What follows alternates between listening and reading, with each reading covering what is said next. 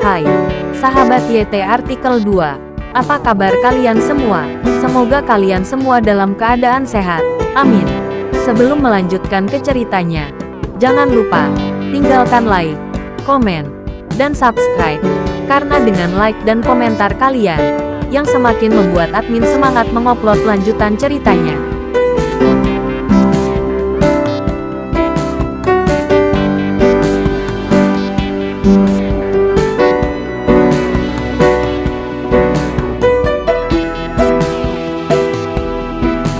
Episode 318. Kisah Aditya, anak bos besar yang berpura-pura miskin.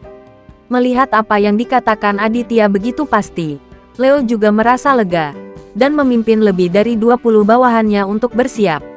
8 anggota pasukan khusus Rizal masing-masing mencari medan yang menguntungkan, menemukan sudut pemotretan terbaik, dan siap untuk saling berhadapan kapan saja. Bukan tanpa alasan Aditya begitu percaya diri saat menghadapi organisasi pembunuh jiwa elang dengan 8 anggota pasukan khusus di sini. Organisasi pembunuh manapun harus turun. Setelah melihat-lihat, Aditya masih tidak melihat sosok Kurniawan. Dan sekarang Aditya tidak memiliki banyak kesabaran lagi. Hidup dan mati istrinya di tangan pihak lain.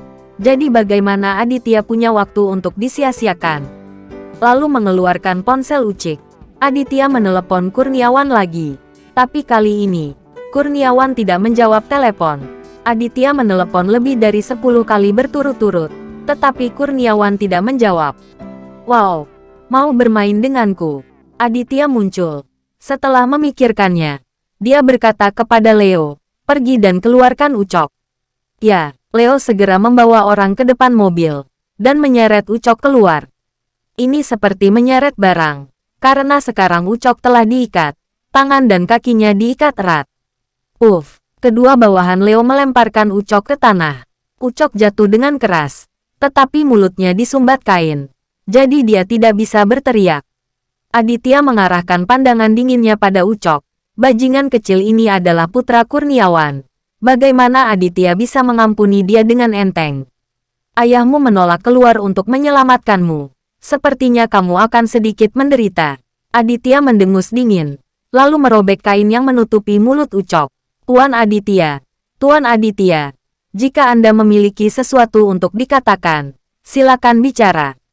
Jika Anda memukul saya lagi, saya benar-benar akan mati.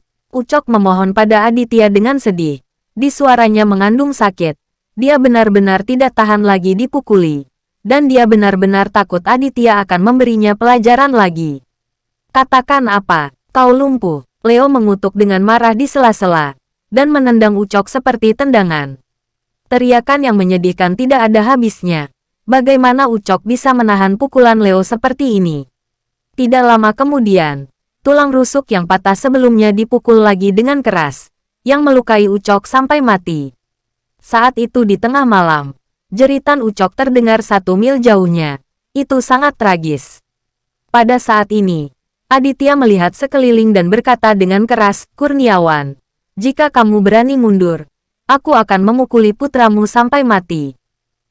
Setelah lebih dari 10 detik, selusin orang akhirnya keluar dari hutan kecil di sisi utara. Pemimpin berusia 40-an, mengenakan pakaian kasual, dengan sosok yang sudah agak tua. Tetapi melihat wajahnya, pria ini memiliki wajah yang garang, terutama mata kecil itu, yang hitam dan berkedip, dengan tatapan galak. Dia tampak seperti seorang yang sangat kejam dan bengis. Orang ini adalah bos dari organisasi pembunuh jiwa elang, alias Kurniawan. Selusin orang yang mengikuti Kurniawan semuanya adalah pembunuh yang cakap di bawah-bawahan Kurniawan, dan tidak ada dari mereka yang vegetarian. Di belakang orang-orang ini, ada seorang wanita cantik dengan tubuh seksi.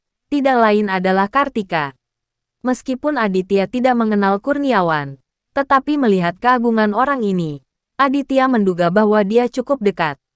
Ketika Aditya melihat Kartika di belakangnya, amarahnya melonjak. Saat ini, Kartika sedang bersama Kurniawan. Jadi tidak ada keraguan bahwa Kartika pasti menjadi kaki tangan Kurniawan saat Farah diculik. Aditya selalu berpikir bahwa Kartika hanyalah pemuja uang yang sombong.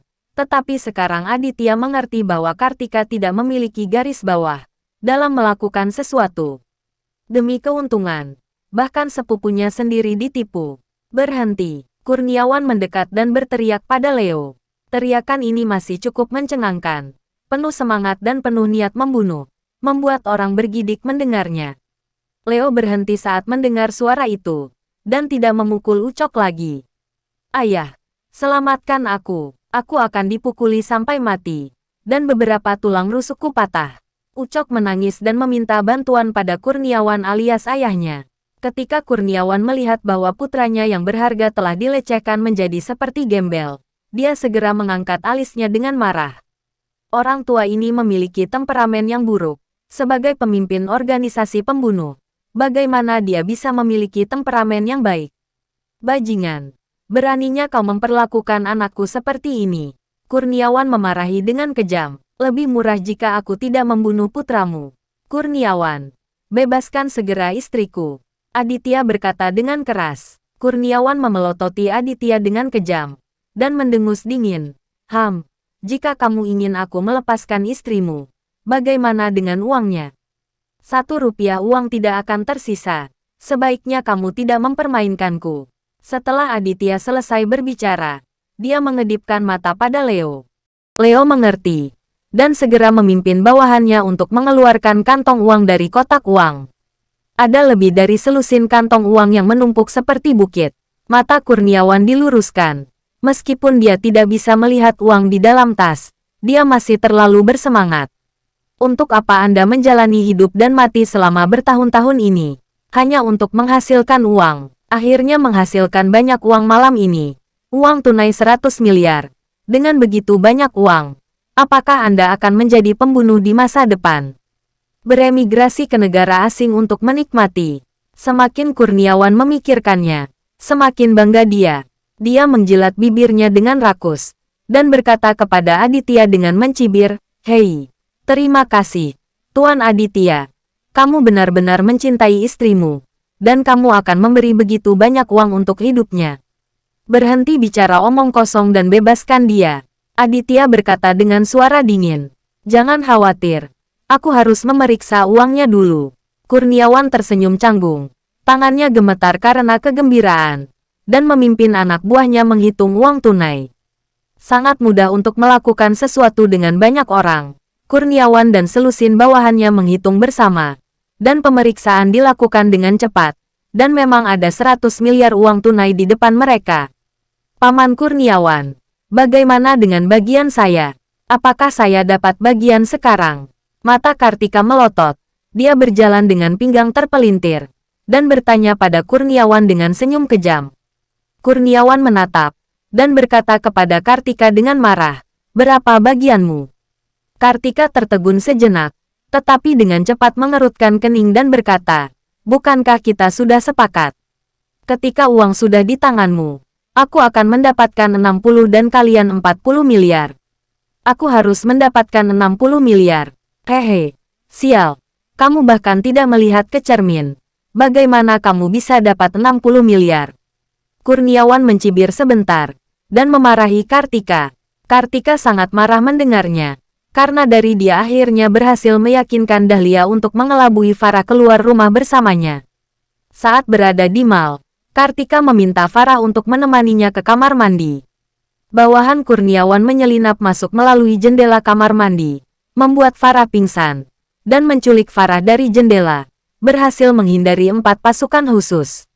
Barisan pemain dari pandangan, karena berhasil menculik Farah. Kontribusi Kartika memang tidak sedikit, tapi sekarang Kurniawan mau mengelak dan berbalik. Kartika dipukuli. Namun Kartika tidak berani bersikap keras terhadap Kurniawan, karena dia sudah tahu bahwa Kurniawan bukanlah orang biasa. Mungkin dia adalah bos dari sebuah organisasi kriminal. Bersambung.